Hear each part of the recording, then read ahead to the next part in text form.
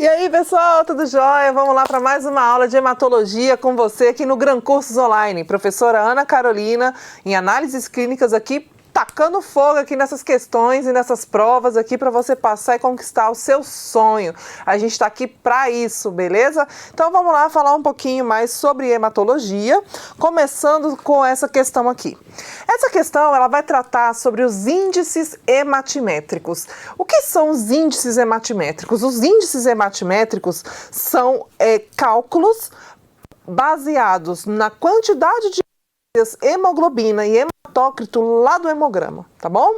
A gente falou na aula passada sobre a série vermelha, né, do sangue, né, a série vermelha do hemograma completo.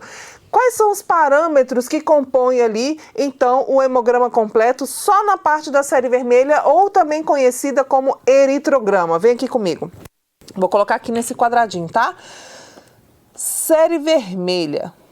Na série vermelha, a gente vai ter a quantidade de hemácias por milímetro cúbico em milhões, tá? A dosagem de hemoglobina, o hematócrito,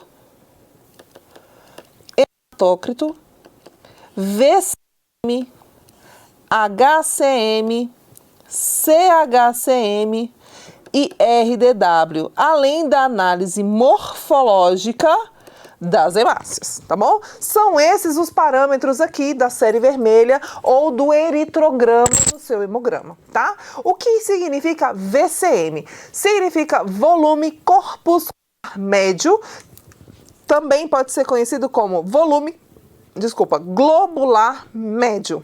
Esse volume globular médio é uma relação, é um cálculo realizado entre a relação do hematócrito com o número de hemácias, tá? Multiplicado por 10.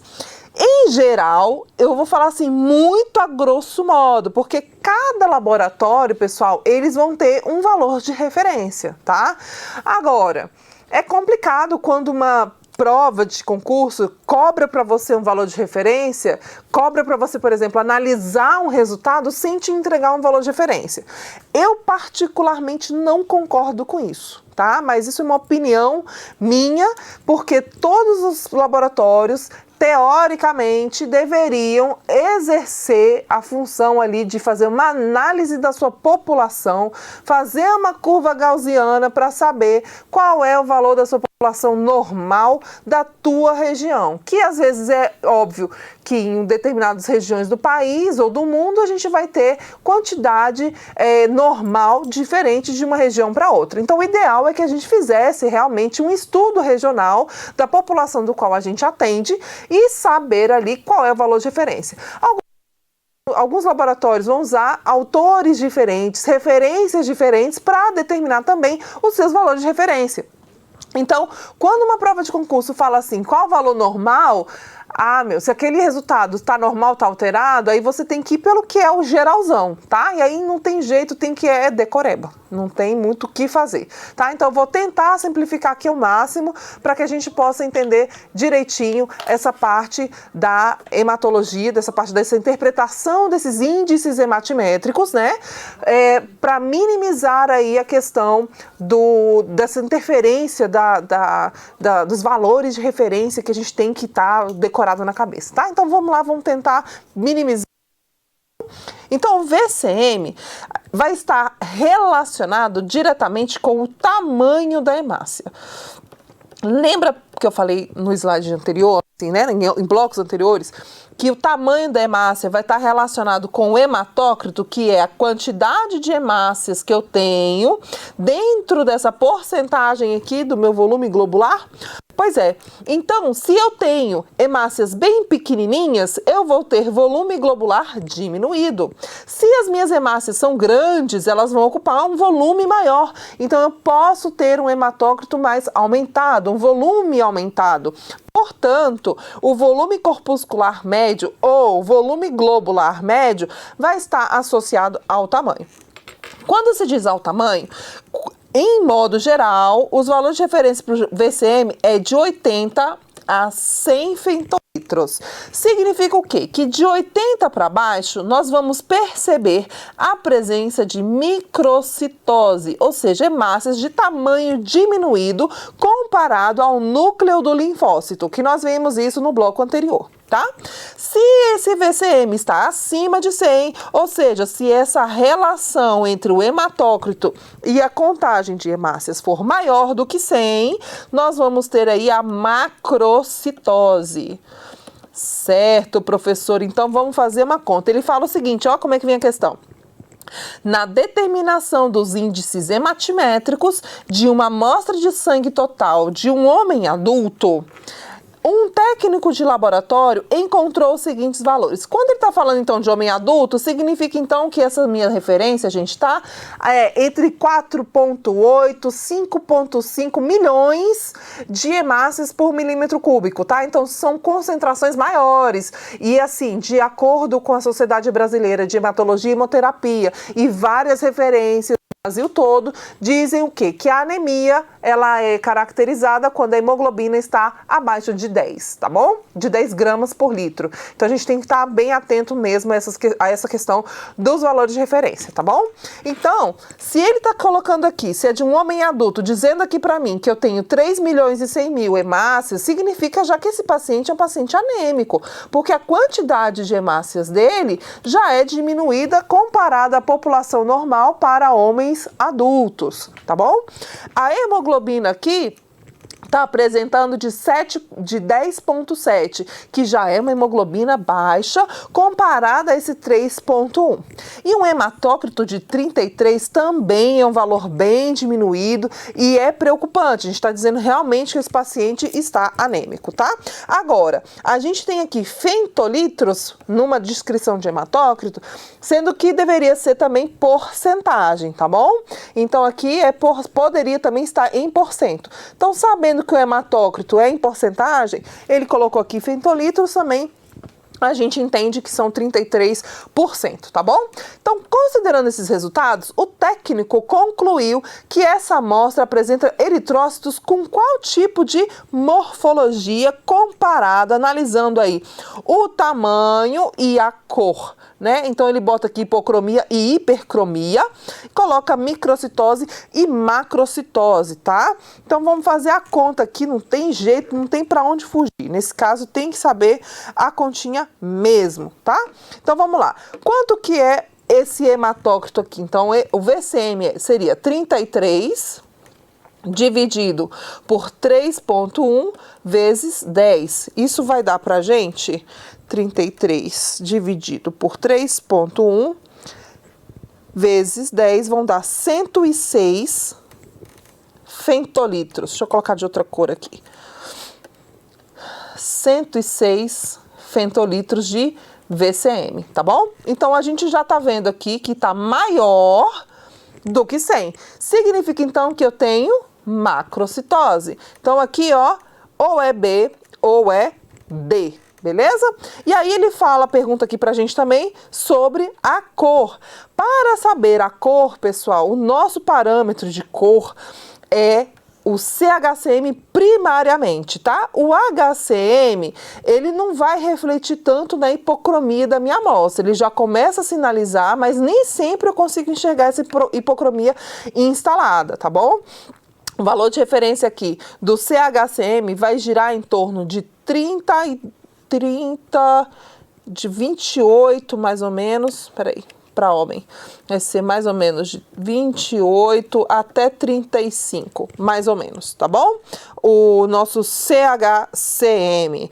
E aí eu tenho que fazer a continha da hemoglobina, que é de 10,7, dividido pelo hematócrito, que deu 33, tá? Multiplicar esse valor por 100.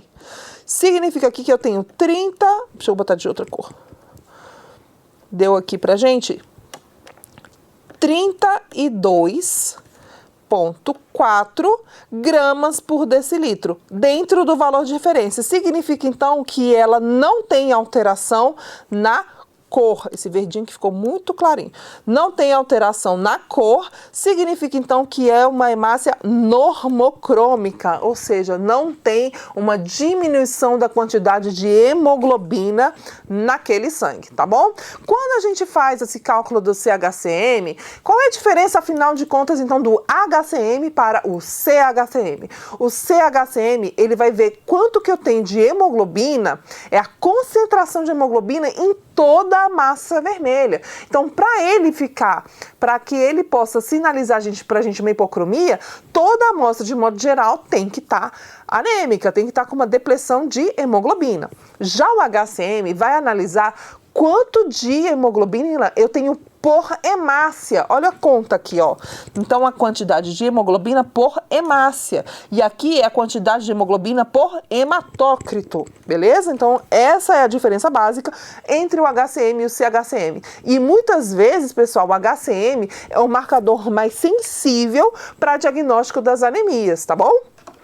Então, vamos lá. Continuando. Aí, ele tem outra questão aqui, que é de outra instituição, de outro órgão, que tem mais ou menos a mesma característica, tá vendo aqui?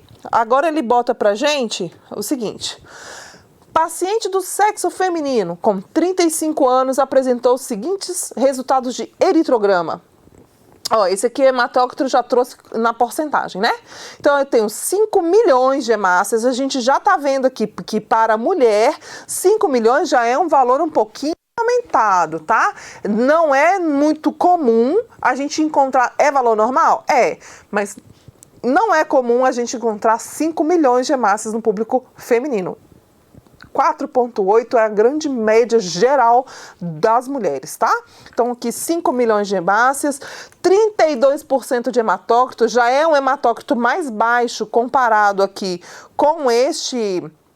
com essa quantidade de hemácias, e uma hemoglobina de 11 também é baixa para essa quantidade de hemácias, tá? Mas vamos fazer a conta aqui para saber quais são as características desta amostra, né, da morfologia dessa hemácia, com esses resultados que tem aqui, porque ele pergunta qual é a característica dela de acordo com tamanho e cor. Então, vamos ver a questão do tamanho, calculando aqui o hematócrito dividido pela quantidade de eritrócitos vezes 10. A gente vai ter, então, aqui 64 de VCM. Lembra que eu falei para vocês que seria de 80 a 100? Mas pela proporcionalidade aqui, a gente já vê que realmente tem uma microcitose. Aqui eu tenho ou A ou D de questão, beleza? Agora, vamos lá. Hipercrômica e hipocrômica, eu nem preciso fazer a conta para saber que é hipocrômica. Uai, professora, por quê? Por causa do seguinte, por causa de quê? Porque hipercromia, ela vai estar muito presente em pacientes com esferocitose. Não é a mesma coisa de policromasia. Hipercromia é diferente de policromasia. Anota isso daí, porque isso é importante. Nem todo mundo te conta esse segredo, viu? Tô te contando. Então, o que é a policromasia? A policromasia é a cor azulada dessa hemácia, tá? Na coloração hematológica convencional, onde essa cor azulada se dá por um pH mais ácido da hemácia. E essa hemácia está ácida por quê? Porque tem RNA lá dentro, porque ela acabou de perder o núcleo, ela é um reticulócito, ela ainda está no processo de maturação.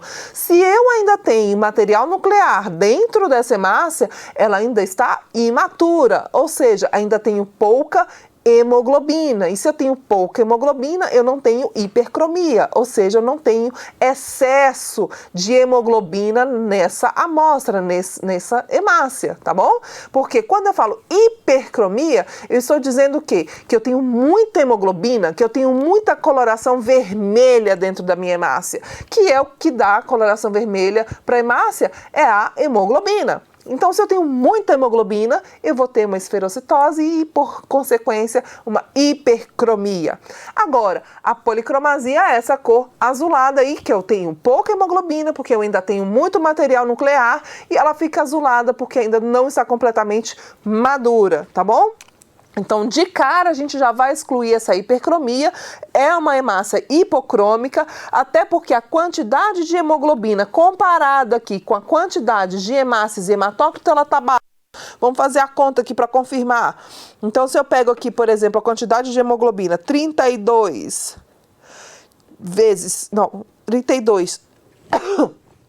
dividido por 5, que é os 5 milhões, né?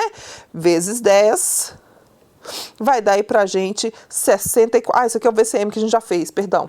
Hemoglobina, que é 11, dividido por 5, que vai dar 2,2 vezes 10, vai dar 20, tá certo?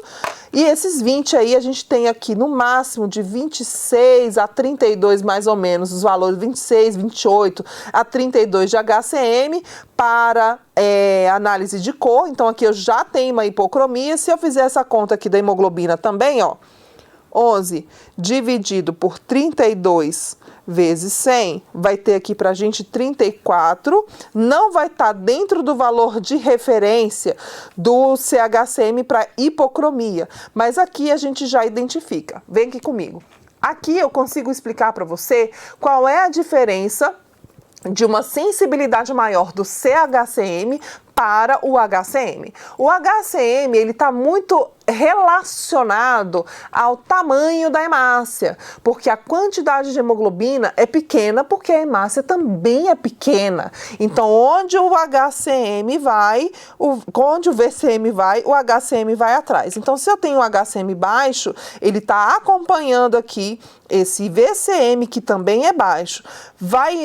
Pode ser, inclusive, gente, que a gente comece a enxergar ali na lâmina uma leve hipocromia por causa dessa proporcionalidade. Não está tão grande ainda porque a proporção hemoglobina-hematócrito está proporcional, mas a quantidade de hemoglobina por hemácia está discrepante, tá? Então eu tenho pouca hemoglobina para cada hemácia e aí eu começo a ter aí sinais de hipocromia que ainda não refletiu no CHCM, tá? Vai refletir no CHCM quando eu tiver uma anemia mais agressiva ainda. Então ela está tendo uma piora clínica, tá bom? Nesses casos. Vamos continuar. Qualquer dúvida, ó, para aqui comigo, ó, volta aqui. Qualquer dúvida, escreve aí no fórum. Professora, eu não entendi isso direito. Explica de novo, manda material escrito. A gente faz um novo material escrito, faz uma live, faz um evento só para falar aqui de anemias, que eu sei que é muita dúvida, surge muito debate e é um assunto super importante que é super cobrado em concurso também. Beleza? Mas vamos lá, vamos tocar. Enfatizando de novo, outra vez, novamente, como é que a gente avalia microcitose e macrocitose? Pelo núcleo do linfócito. Quando a minha hemácia está menor que o núcleo do linfócito, eu digo que ela tem uma microcitose. Se a minha hemácia está maior que o núcleo do linfócito, eu digo que eu tenho uma macrocitose. Lembrando que o microcítico, né, uma hemácia microcítica, vai ter um VCM baixo, beleza? E o macrocítico vai ter um VCM aumentado. O que vai acontecer num VCM diminuído é que muitas vezes a gente também vai encontrar um HCM baixo, tá? Não necessariamente um CHCM diminuído também. Esse CHCM só vai se diminuir se a hemoglobina comparada ao hematócrito não está proporcional. Seguindo. Aí agora a gente vai falar sobre um outro nome. Um nome bem difícil, meio complicadinho, mas a gente tem que falar dele, tá? Então a gente tem aí alterações do tamanho da hemácia, que é normocitose, macrocitose, microcitose, tem a ver com o tamanho. Se eu tenho uma população de hemácias que tende, a maioria, a ser microcítica, ok, VCM baixo, tranquilo. E macrocítica, quando eu tenho o aumento do tamanho dessas hemácias, ok. Mas e quando existe uma variação do tamanho dessas hemácias? Eu tenho hemácia pequena, hemácia grande, hemácia normal, pequena, grande, normal, pequena, grande, normal. Ou seja, eu tenho uma mistura de populações, de tamanhos de célula. Que nome que a gente dá para isso? A gente dá o nome de anisocitose, que é medido por um parâmetro na hematologia chamado RDW. O RDW significa porcentagem da variação do tamanho das hemácias. Então, se eu tenho hemácia grande, eu tenho hemácia normal, tamanho normal, hemácia pequena comparado ao núcleo do meu linfócito, eu vou dizer então que eu tenho anisocitose. E o valor normal é abaixo de 16%, eu digo que a pessoa não tem anisocitose. Então, vou colocar aqui essa referência diferente, tá? A anisocitose, ela está quando eu tenho o RDW acima de 16%, aí eu digo que existe anisocitose, que é a variação do tamanho das hemácias, tá bom?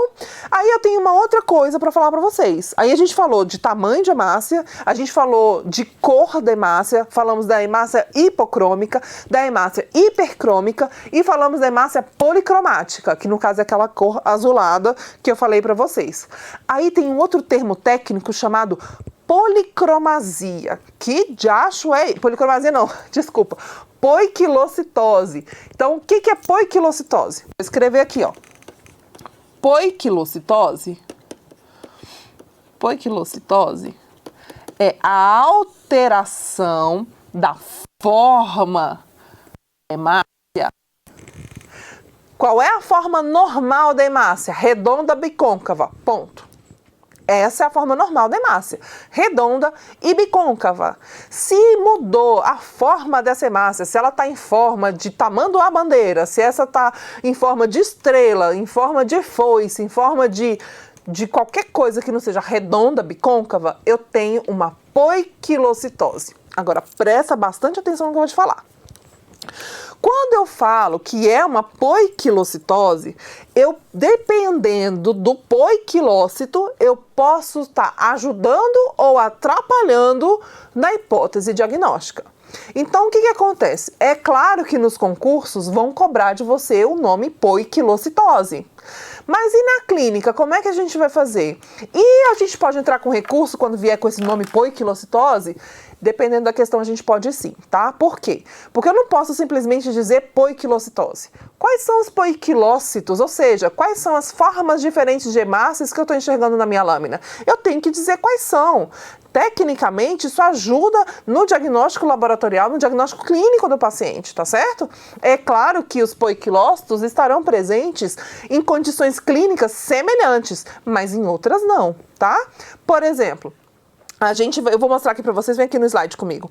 Essa forma de hemácia aqui, ó, é uma hemácia que é muito conhecida como hemácia em alvo, né? Hemácia em alvo. O que é essa hemácia? Onde essa hemácia está presente? Ela vai estar presente em pacientes com doença renal, doença hepática, com anemia ferropriva, com anemia falciforme, com esferocitose hereditária.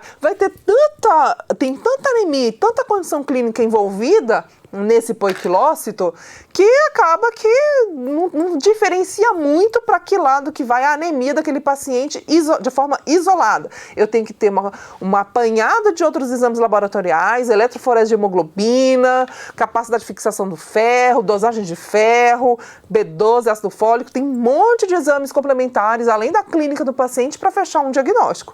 Mas simplesmente dizer apenas que existe a presença de poiquilócitos não ajuda, tá bom? Porque é bom a gente sempre falar o tipo de poiquilócito que a gente observa na lâmina, tá bom? É muito prudente que a gente faça isso, tá? Então, eu tenho aqui uma hemácia em forma de alvo. Como é que vai cair na prova do seu concurso? Pode cair como hemácia em alvo? Pode, mas também pode cair com outro nome, bem feio, codócito. A gente vai falar dele já já, tá bom? Então, aqui eu tenho o codócito, eu tenho o esferócito, tá? A gente vai falar sobre cada um desses poiquilócitos aqui na frente, tá? Só pra gente ver aqui de uma forma geral a alteração aqui do tamanho das hemácias, observem essa hemácia aqui. Compara ela com o núcleo do linfócito. Essa hemácia tá maior ou tá menor que o núcleo do linfócito? Tá menor. Se ela está menor, eu tenho microcitose. Se eu tenho microcitose, meu VCM está baixo, tá bom? Vamos aqui de novo. Isso é um exercício mesmo prático que a gente está fazendo, tá? Olhando aqui essa hemácia comparada ao núcleo do linfócito, ela está o quê? Maior, não está maior? Então, significa que eu tenho uma macrocitose, e o meu VCM está aumentado. Aqui acima de 100 e aqui acima de 80. Massa! Quanto à cor, lembra que eu falei para vocês da hemácia azulada, né? Então vamos aqui falar um pouquinho sobre a cor para a gente partir para os poiquilócitos e fechar esse conteúdo aqui, tá? Então olha só, quanto à cor eu posso ter essa hemácia azulada, esse azul que eu tô falando aqui, quando você compara, por exemplo, com essa que tá mais vermelhinha, não tá mais vermelhinha? Tá mais vermelha. Essa daqui tá mais... Às vezes você fala, professor, você tá daltônico, isso é roxo. Tá bom, vamos botar o roxo aqui, ó. Tá mais pro azul, roxo. Por que que tá essa coloração? Porque o meu pH tá mais baixo, ou seja, tá ácido. E se tá ácido é porque eu tenho ácido ribonucleico aqui dentro, ou seja, essa célula azulzinha é um reticulócito. Massa, então é uma célula mais jovem. Nessa outra figura aqui, ó, eu tenho aqui a policromasia, que é essa cor azulada, policromasia, que é essa cor azulada, presença de RNA, significa que é um reticulócito. E adivinha o que eu tenho aqui, ó? Eu tenho 2 eritroblastos. Que diacho é o eritroblasto? O eritroblasto é a hemácia mais jovem. Professora, mas isso aqui não tinha que estar dentro da medula óssea? Tinha. Se não está na medula óssea, está na corrente sanguínea, significa então que o meu paciente está faltando oxigênio no tecido. E se está faltando oxigênio no tecido, a medula óssea, que é onde fabricam as nossas células, manda a célula do jeito que está. Opa, acabaram todas as minhas hemácias maduras, mas o corpo está pedindo por mais oxigênio. Então o que a fábrica faz? Olha, eu tenho um produto aqui que não está acabado, então eu posso mandar do jeito que eu tô? Manda, porque eu preciso tentar compensar de alguma forma. Então ela começa a mandar esses eritroblastos para a corrente sanguínea e aí sinaliza pra gente uma anemia um pouco mais grave. Fala assim, nossa, tem muito eritroblasto, então porque o paciente está grave naquela anemia. Mas, por um outro lado, não é tão ruim, porque significa que a minha medula está respondendo àquela anemia, né? Se o paciente estiver fazendo tratamento com eritropoetina, por exemplo, que é o hormônio que ajuda a sintetizar e pede lá para a medula produção de mais hemácias, significa que o paciente está reagindo ao tratamento, significa que ele está reagindo à anemia. Não é de todo ruim, porque a gente vai ter essas anemias aplásicas, onde a medula simplesmente para e só com transfusão sanguínea, tá bom? Vamos lá então. Então esses eritroblastos nada mais é do que hemácias nucleadas. Se você apagar aqui, ó, se você apagar esse núcleo, que é uma coisa que eu uso muito como estratégia para ensinar para vocês, qual é a diferença dessa célula para essa? Nenhuma. Tá vendo que o citoplasma é igual? Então eu tenho aqui um eritroblasto. Quando eu faço isso e comparo, por exemplo, com o linfócito, você vê que é diferente esse citoplasma, tá vendo? Ó, não é a mesma coisa, são células diferentes. Então, quando você elimina o fator núcleo, você consegue analisar melhor esse citoplasma aqui, tá vendo? Ó, se você tira esse núcleo, você vai ver que esse citoplasma é lisinho, não tem grânulos, e você pode compará-lo facilmente com essas outras células que estão aqui, tá vendo? Então, é uma hemácia nucleada. Se é uma hemácia nucleada, a gente vai chamar de eritroblasto. É muita coisa, né? É muita coisa. Já já a gente volta, vamos falar depois, daqui a pouquinho, sobre as formas diferentes das hemácias, também conhecidas como poiquilocitose, tá certo? Um super beijo e até mais. Tchau, tchau.